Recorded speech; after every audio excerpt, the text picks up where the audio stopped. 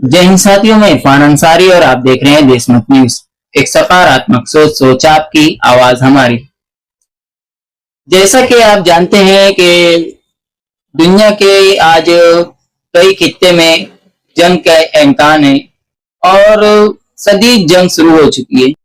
आप जानते हैं कि पूरी दुनिया में आज जंग के असरात नजर आ रहे हैं और जो हाल ही में ईरान और इजराइल का युद्ध शुरू हो चुका है, इन सभी को मद्देनजर रखते हुए आज देशमत न्यूज अपनी ओर से जंग के हालात पर नजर रखने की और उसके बारे में डिस्कशन आप लोगों के साथ करने के लिए हमारे साथ मोइन शेख साहब है, जो काफी तजुर्बेकार है और काफी इनकी हर जंगों पे, इससे पहले के हालात पे इनकी नजर रही है। तो हम इनसे इसी पर तबसरा करेंगे और इंशाल्लाह आपको कुछ न कुछ रोज आपके साथ सामने आके हम जंग के हालात से गुफ्तगू करेंगे। तो सबसे पहला सवाल मोइन शेख साहब आपसे ये है कि आप ईरान और इजराइल के युद्ध को आज किस नजरिए से देखते हैं? अस्सलाम वालेकुम। Iraq, Iran, Syria, Libya, Saudi Arabia, Jordan, करीब मिडल ईस्ट पे हमारी गहरी नजर है, खुसूसन फलस्तीन के ऊपर। इसराइल की पॉलिसी निहायती इंसानियत के खिलाफ है, खराब पॉलिसी है जिससे पूरी इंसानियत तबाह हो जाएगी। वो पॉलिसी इसराइल लेके चल रहा है। आज वहां का भगोड़ा प्राइम मिनिस्टर नेतन्याहू अवाम को मुश्किल में डालकर देश छोड़कर भाग गया है। इस पर भी हमारी कड़ी नजर आई और हम देखना चाहेंगे कि ईरान कोई मुद्दा ही नहीं था। मिडल ईस्ट में जो छोटी छोटी तंजीमें अपने हक की लड़ाई लड़ रही थी, इसमें जंग का कोई इशू नहीं था। लड़ाई लड़ रहे थे क्योंकि उनके पास कोई फाइटर प्लेन नहीं है, उनके पास में कोई एयरपोर्ट नहीं है, असल वो एक मलेशिया है। मोइन शेख साहब, मैं आपसे यहाँ पे एक बात और जरा सी अपने तरीके से पूछना चाहूंगा कि अभी तक जो जंग आप यूक्रेन की और रशिया को आप जंग का नाम दे सकते हैं, क्योंकि उनके पास, दोनों के पास अपनी अपनी आर्मी है और वो अपनी जंग करे। और आज ईरान की और इजराइल की जंग का नाम आप दे सकते हैं, लेकिन जो छोटे छोटे ममालिक थे, जैसे इनके पास ना कोई हथियार है, बड़े हथियार है, ना इनकी अपनी फौज है, ये तो एक तरफा मार खाने वाले लोग हैं। तो इनके ऊपर जो जुल्म किया है इजराइल ने, इसको आप किस नजरिए से देखते हैं?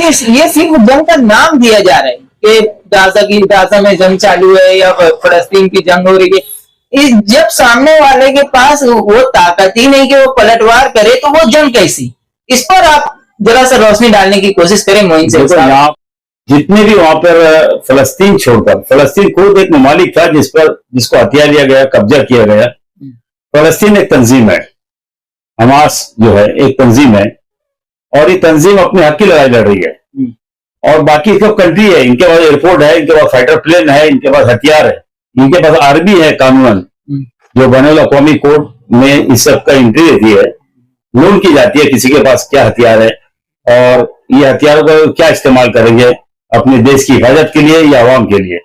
फलस्तीन को एक मजलूम कौम का एक इलाका, जिसको बोलेंगे हम एक खित्ता, मजलूम कौम का एक खित्ता है वो फलस्तीन, जिनके साथ लगभग आज 80 साल से जुल्म हो रहा है। और जुल्म करने वाले कमीने, ये ज्यादा से ज्यादा इसमें अरब ममालिक भी मुलविस है, जो अय्याश है, कमीने कुत्ते हैं ये लोग। इनके लिए जितने भी बुरे लफ्जों का इस्तेमाल किया जाए वो कम है, इनको गालियां भी दी जाए तो कम है। ये मक्कार है, बदमाश है, ये अपनी अय्याशी के लिए इसराइल की गोद में जाकर बैठते हैं, अमेरिका की गोद में जाकर बैठते हैं। और अमेरिका एक ऐसी भांति कंट्री है जो हमेशा दूसरी दो कंट्रियों को लड़ा करके अपने हथियारों का बिजनेस करते हैं, पैसा कमाते हैं। तो मैं ये बताना चाहूंगा कि आज इसने क्या किया है कि एक खतरनाक गड़े में पैर डाल दिया, जिसे ईरान कहते हैं। ईरान एक ऐसा दलदल है जहां पर इसकी तो मौत हो जाएगी, इसराइल की और नेतन्याहू की, लेकिन साथ में ट्रंप भी नहीं बचेगा, ये अमेरिका नहीं बचेगा, फ्रांस नहीं बचेगा, जर्मनी नहीं बचेगा, जो भी इनके अलायंस है ये नहीं बचेंगे, क्योंकि ईरान के साथ कोरिया है, ईरान के साथ रसिया है, ईरान के साथ चाइना है, ईरान के साथ आज डर के मारे तुर्की भी आ गया है। मैं आपकी मालूमात के लिए बता दूं, ईरान के साथ डर के मारे सऊदी भी आ गया है। सऊदी में आज जो उज्जाज इकराम ईरान के मौजूद है, इनकी हिफाजत के लिए स्पेशल पुलिस लगाई गई है सऊदी गवर्नमेंट की तरफ से, ताकि ये बाखैरियत आफियत अपने देश को पहुंच जाए, कंट्री को अपनी जो है अपनी कंट्री को पहुंच जाए। आज इतने डर गए ये लोग।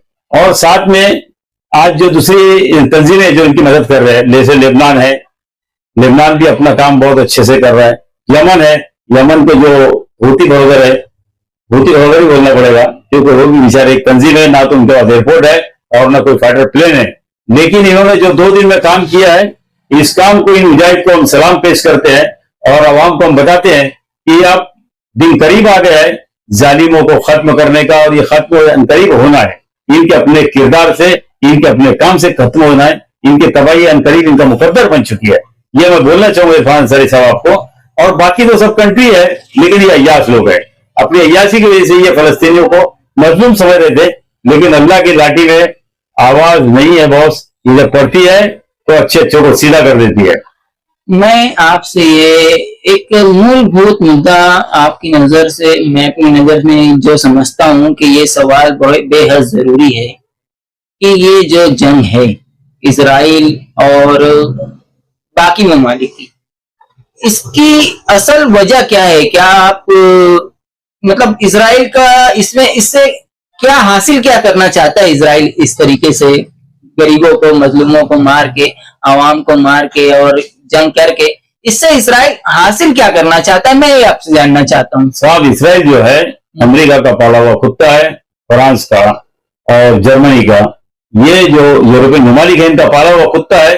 और अल्लाह ने ये जो मिडल ईस्ट जो इलाका है, अभी एक बर्किनो फासो, इब्राहिम तरोरे करके साहब है बर्किनो फासो के सदर। तो बर्किनो फासो में आप देखेंगे वहां पर गोल्ड माइन है बड़े पैमाने पे। तो कुदरत ने ये अरब खित्ते में मादुनियात का भंडार रखा हुआ है, जैसे ऑयल है, पेट्रोल है, गैस है और सोना है। ऐसे कई मादुनियात अल्हम्दुलिल्लाह इस इलाके में है। ये लोगों की इस पर नजर है, ये मक्कार है, स्मगलर है। ये चाहते हैं कि वहां से हम आवाम का खजाना, जो मिल्लत का जो माल होता है, बैतुल माल, इसको हम लूटे। इसके लिए उन्होंने कुत्ता पाल के रखा है कि ये कुत्ता इन पर निगरानी करे। ये अरब लोग क्या कर रहे हैं, कहाँ आ रहे हैं, कहाँ जा रहे हैं, क्या काम कर रहे हैं, किससे ये अलायंस बना रहे हैं। मगर इनका वक्त तो करीब आ गया है, मक्कारी ज्यादा दिन नहीं चलती और तबाही इनका मुकद्दर बन चुकी है। इन्होंने जो काम किया है, नाइट पे इसराइल के साइंटिस्टों के ऊपर हमला करके, इसमें कुछ ईरान के कमीने गद्दार लोग भी होंगे जिन्होंने उन तक खबर पहुंचाई कि इतने बज के इतने मिनट को यहाँ पर साइंटिस्ट लोग की मीटिंग चल रही है। ये भी एक काम गलत हुआ है। तो अल्हम्दुलिल्लाह अभी वक्त तो आ गया है, आप सब्र से काम ले। और मैं यहाँ पर थोड़ा सा इरफान अंसारी साहब आपको बोलना चाहूंगा कि बीच में मैंने एक सोशल मीडिया से देखा है कि पाकिस्तान ने हमला कर दिया और अपने दिल्ली के एयरपोर्ट पे हमला कर दिया, इतने जहाज तबाह हो गए। तो ऐसे सोशल मीडिया वालों से आप होशियार रहे, इनसे बच के रहे। हमारा हिंदुस्तान कल भी जिंदाबाद था, आज भी जिंदाबाद है। और हिंदुस्तान का कोई प्लेन उड़ाना या तोड़ना या हिंदुस्तान पे हमला करना, दिल्ली पे हमला करना, ये ख्वाब की बात है। और कोई एक कंट्री अगर सोचता है तो ख्वाब देखते रहे। हिंदुस्तान में हमारे जैसे जिहादे बहादुर और इस तरह से निडर पत्रकार और हमारे जैसे बहादुर लोग मौजूद हैं। इंशाअल्लाह इसका झंडा हमेशा बुलंद रहेगा, शान हिंदुस्तान की हमेशा बुलंद रहेगी। हिंदुस्तान से भिड़ना बच्चों का खेल नहीं, बरोबर है। हिंदुस्तान पर जब बात आएगी सर, जब हमारे देश पर बात आएगी तो हमारे नबी का फरमान है, अपने वतन के साथ वफादारी करो। तो इंशाल्लाह ये सीना सबसे आगे खड़े रहेगा कुर्बानी देने के लिए। और हिंदुस्तान हिंदुस्तान है, ध्यान रखना। किसी ने भी हिंदुस्तान की तरफ अगर आंख उठा के देखा तो सबसे पहले उसको हिंदुस्तानियों से निपटना पड़ेगा। हिंदुस्तान में कोई हिंदू नहीं है, कोई मुसलमान नहीं, हिंदुस्तानी है हम लोग सब। जय हिंद, अस्सलाम वालेकुम। अच्छा मोइन शेख साहब, मैं आपसे ये जानना चाहूंगा कि आपने जैसा कि बताया कि इनका मकसद मदनियात और लैंड है, इजराइल का और अमेरिका का जो असल मकसद है इस जंग को या इस लोगों को हैरान और लोगों को कब्जा करना, मारना, इसका असल मकसद उनके लिए लैंड और पैसा है, बस इनसे ज्यादा कुछ नहीं। आपका ये नजरिया है। और मैं आज से ये सवाल करना चाहूंगा कि ये जो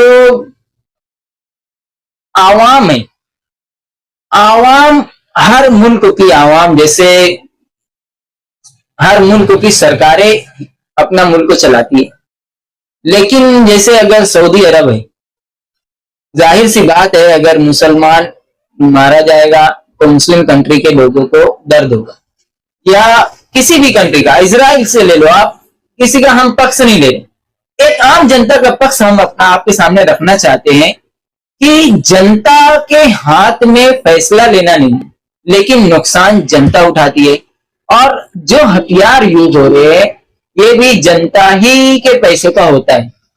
मैं ये बात आपकी नजर में रखना चाहूंगा कि दुनिया के 80% दौलत, आज 80% दौलत जो हथियार में इन्वेस्ट करके और उसी जनता पे यूज किया जा रहा है जो जनता के पैसों का हथियार है। अब वो आप किधर के भी समझ लो, चाहे इजराइल की समझ लो, चाहे गाजा की समझ लो, चाहे ईरान की समझ लो, तो हथियार पे इन्वेस्ट करने की बजाय अगर दुनिया में इसी पैसों को लोगों को सुविधा देने में, लोगों की जिंदगियां बनाने में अगर इतनी बड़ी रकम लगती तो शायद इस दुनिया की शक्ल कुछ और होती। तो इसमें जनता का कोई रूल नहीं, जो पैसे दे रही है और हथियार भी ले रही है, हथियार पे पैसे भी दे रही है और उसी हथियार से खुद भी मर रही है। तो ऐसा सिस्टम आपको क्या लगता है किस हद तक ठीक है, और सरकारों का ये तरीका हथियारों को जखीरा करना फिर लोगों पे यूज करना, ये थ्योरी किस तरीके की लगती है आपको? नहीं, ये थ्योरी तो बिल्कुल गलत है। आवाम का जो पैसा है वो बैतुल माल होता है और उसका नाजायज खर्च नहीं होता, सबसे पहली।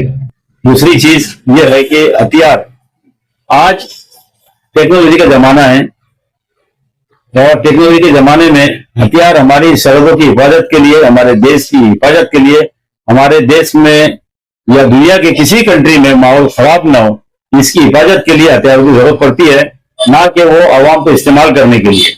मगर ये चंद कंट्री ऐसी है जिनके बारे में मैं जिक्र कर चुका हूं पहले। ये कंट्री पे अल्लाह का कई बार अजाब आया। अभी जल्दी कैलिफोर्निया आपने देखा होगा, लॉस एंजलिस कैलिफोर्निया भी अभी देखो आप चल रहे, कैलिफोर्निया में आज भी चल रहे।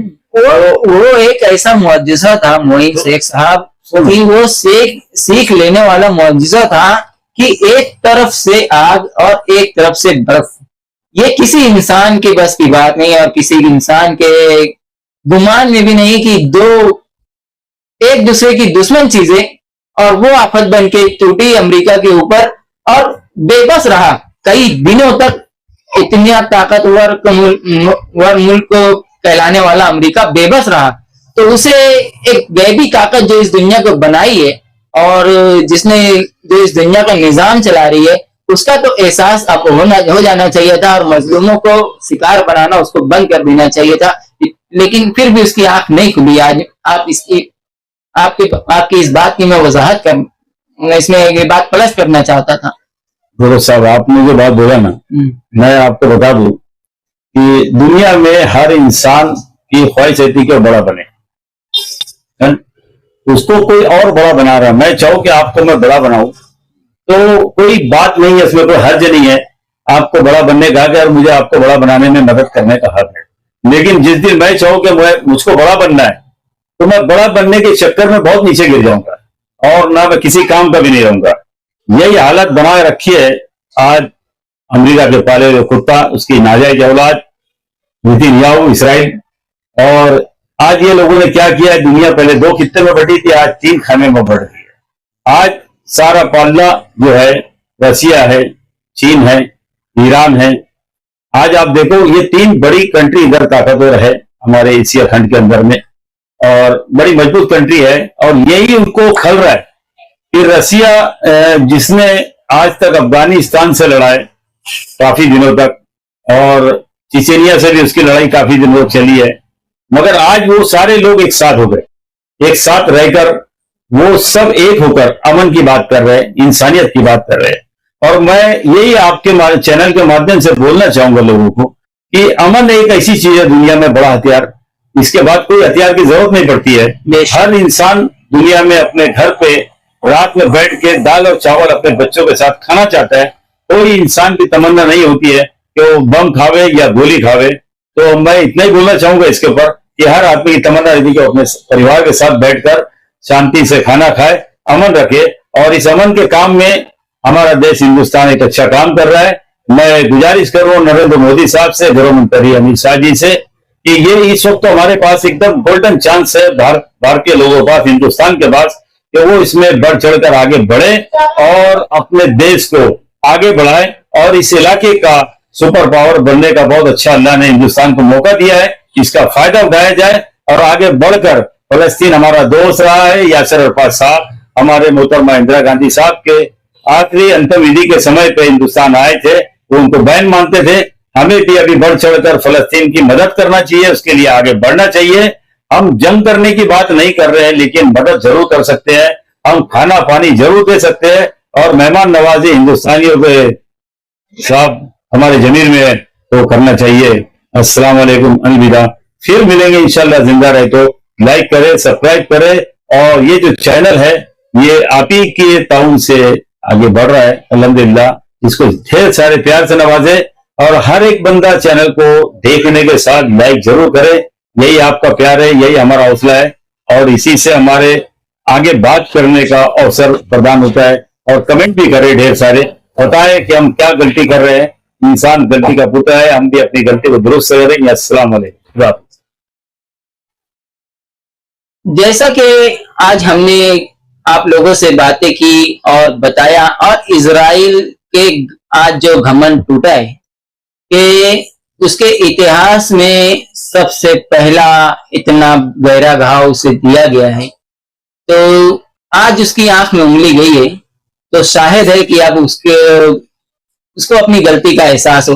और हम देशमत न्यूज की ओर से सभी मुल्कों की जनता से भी और सरकारों से भी अपील ये करना चाहेंगे कि जंग और किसी की मजबूरी का जो गाजा में भूख को हथियार बना के इजराइल ने 2 साल तक इस्तेमाल किया है और सारी दुनिया खामोश तमाशाई बनी रही, और आज इजराइल के ईरान के 2 वार के ऊपर लोग जो खड़े होके बोलने खड़े हो गए, आज इनके ऊपर बहुत ताज्जुब होता है कि यार ये कौन सी दुनिया के इंसान है और इनके अंदर कौन सी इंसानियत है।